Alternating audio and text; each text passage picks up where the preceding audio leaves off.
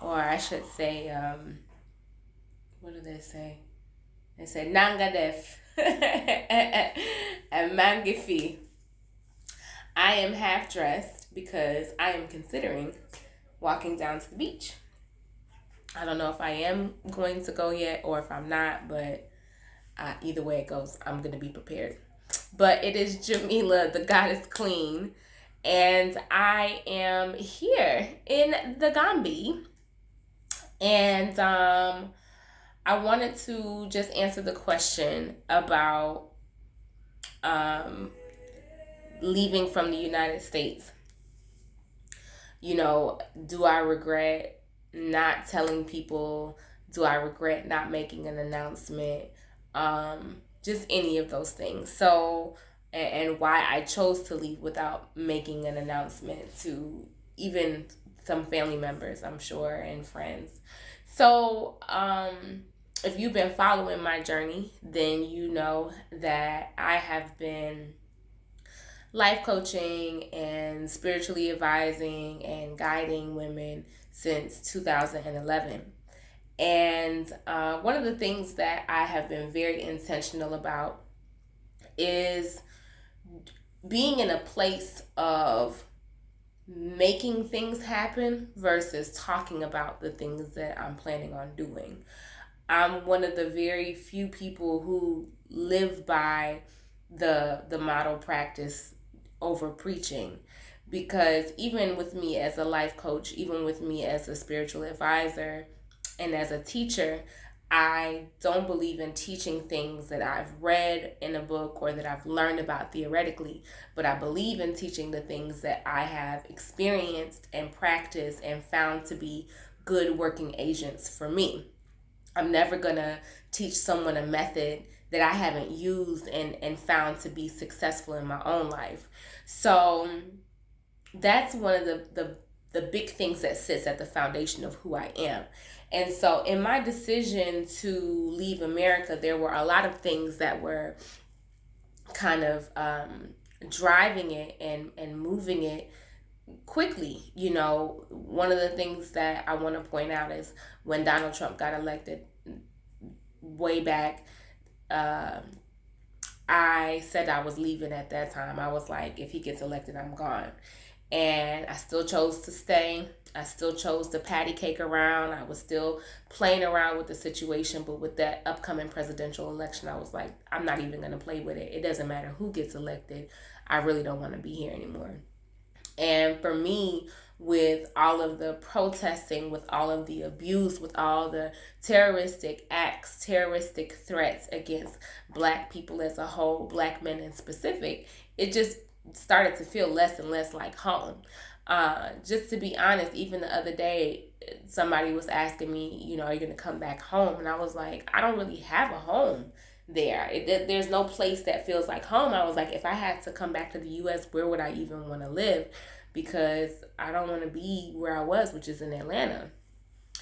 So there were a lot of factors that were kind of already distancing me from being there. In addition to that, I've been traveling since 2010, you know, by myself, going to the Dominican Republic, going to Curacao, going to Paris, going to London, just going all over the world. And last year I went to Brazil. And after that trip in Brazil last year, I was like, I'm literally never spending another winter in the United States again. I don't want to be there anymore. Like, it's just not me. It's just not me. And to be honest, for me, you know, knowing what I know as a spiritual teacher, the United States is like a big ass cage. It's like a big ass, cage with the hamster wheel and the bowl of food and all kind of things. And it's full of distractions. It's really a matrix. It's a whole entire bubble, a whole entire suppression system. And when I'm there, I can really feel that. I can really feel myself being on that hamster wheel. I can feel myself being caught up in what I would call mental assassination, because it's literally mental depression. It's mental health challenges. It's this mind hack that starts to kick in, and this competition and looking at other people and keeping up with the Joneses. Like, it's just too much. You dig? Already as an islander, my parents are from the Caribbean, so there was a lot of elements of being in a tropical environment that appealed to me. Being in the cold never appealed to me. Then, being in that matrix system never appealed to me. And I had never been to Africa before this year, but I started doing a little research. I started to learn more about different countries in Africa, and there's always been a very amicable relationship with me and the idea of coming to Africa or being in Africa. I never thought about really moving to Africa like that. But this year I was like, yo, like, forget all of that stuff. And truth be told, I didn't do a whole bunch of public announcement. I didn't do a whole bunch of, let me tell you all what's happening. Let me, let you all know what's going on. I didn't do that months beforehand or when I first knew, because I first knew in January that I was going to leave. And I didn't leave until September, but I didn't say anything. And one of the reasons that I didn't talk about it, I know, is because I've had some sort of pushback when it comes to, again, preaching more than you're actually doing. I'm a doer. I make things happen. I show you with what is actually coming into fruition, not with what I'm saying. And then the big thing about it for me was there was a lot of question marks. I didn't know how I was going to be able to get to Africa.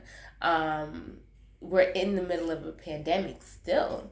I didn't know what the requirements were going to be, where I was going to go, how this would look, or I didn't know the steps. I didn't know.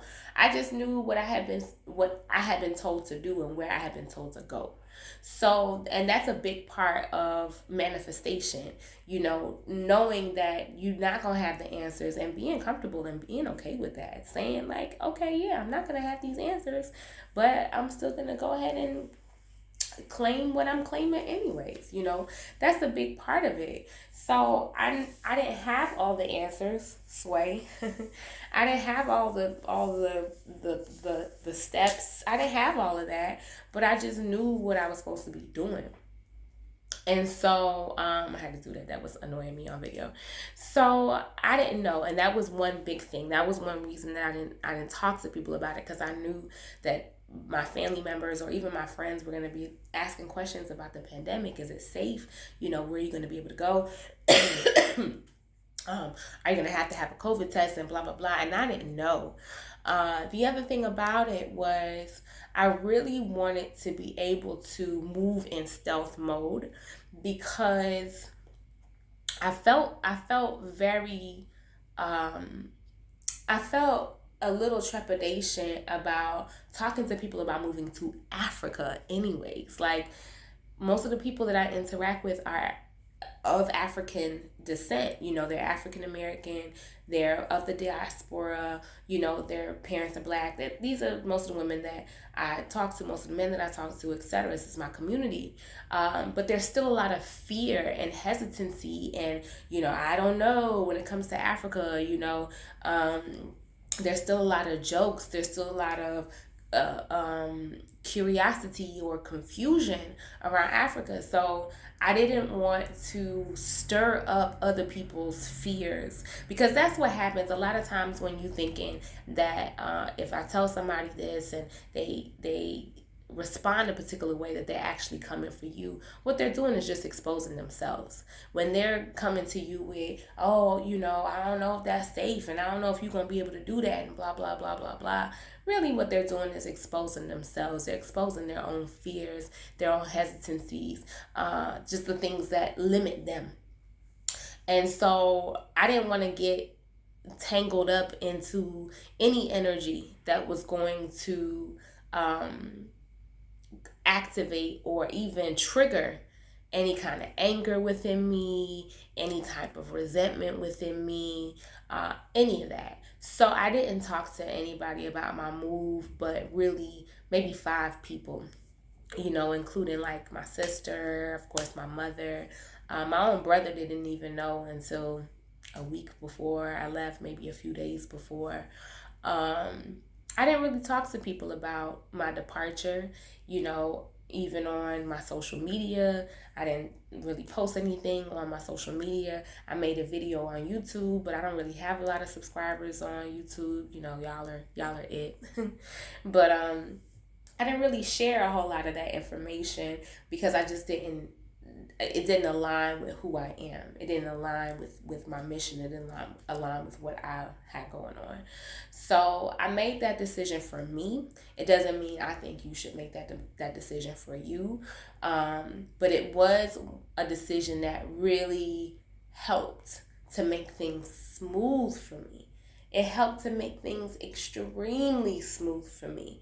There's a saying that the left hand doesn't need to know what the right hand is doing. The decision I made to move the way I did just kept me out of a spotlight where I feel like I would have been interrogated and questioned, and that's not really my thing. I just like to do what I'm going to do. And then voila, magic. Look at the cake. Blow the candles out. Boo boo, happy birthday. So that's that.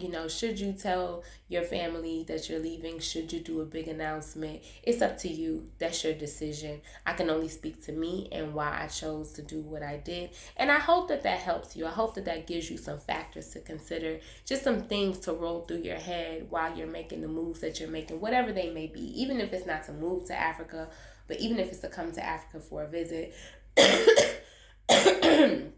Excuse me. I hope that helps you with making a decision. I hope that helps you decide, what you're going to do and how you're going to move. You don't have to be afraid of other people's energy. You don't have to be afraid of telling people what you're going to do, because at the end of the day, what's for you is for you. Whatever's for you is for you. And there's nothing that anyone can do to keep what's yours away from you. So that is just the word on that. And that is why I made the decision that I made to move the way that I did. So again, if you like my channel, subscribe. That's what all the YouTubers say. And you can share with anybody who may be considering moving, or share with family, share with friends. I hope you are enjoying your day, your week, your month, wherever you are. And I will see you next time. Bye-bye.